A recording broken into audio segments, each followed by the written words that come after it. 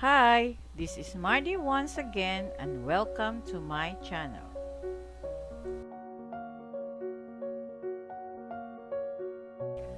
Our topic for today is all about the world's most perfect volcanic cone, known as the Mayon Volcano in Albay, Bicol.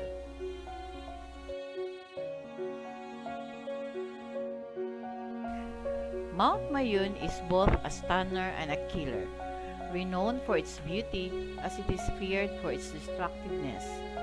Admired for its majestic beauty, Mayon Volcano Natural Park, a famous landmark in the Philippines, never fails to attract travelers across the world.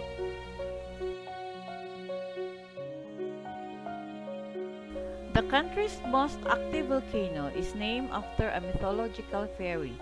Its symmetrical and perfect cone shape draws attention across the world. But what lies beyond its beauty is its deadly nature.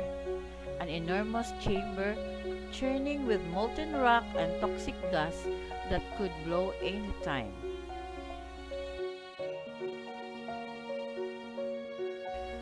Visiting Mayon Volcano is more than just sightseeing and picture-taking, because the area offers exciting activities perfect for the thrill seekers.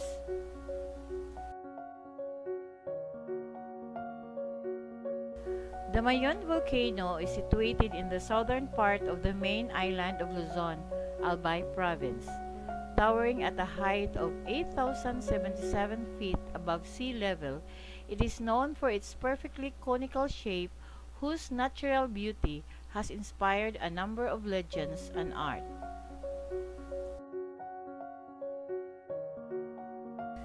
The Mayon Volcano Natural Park is among the 17 protected areas in Bicol region. According to UNESCO, the Mayon Volcano Natural Park is home to 156 floral species belonging to 36 families and 83 species of trees that include the single dipterocarp found in the area Hopia philippinensis, and one near-threatened species from the rare family Nepenthes, the pitcher plant Nepenthes ventricosa. The ethnobotanical plant biodiversity composed of 71 woody species belonging to 49 genera and 33 families have been recorded.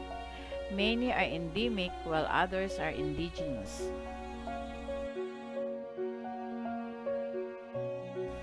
It is also a habitat for 104 species of land vertebrates, including 57 species of birds, 10 species of amphibians, 24 species of reptiles, 13 species of mammals.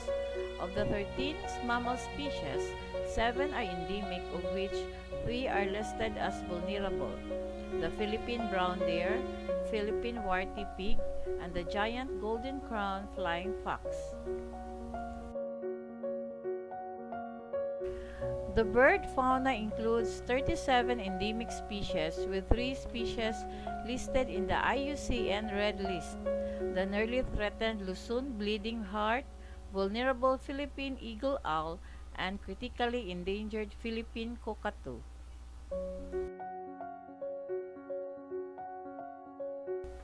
The 10 amphibian fauna are all endemic frog species, with 4 listed in the IUCN Red List: the nearly threatened Luzon fang frog, Luzon forest ground frog, and Jointer's forest frog, and the vulnerable banded pygmy tree frog.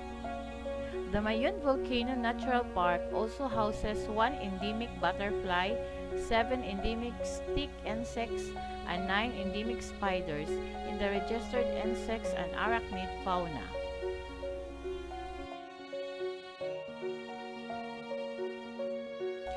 Seeing Mayon Volcano in person is an amazing feeling, but seeing it closely, that's different.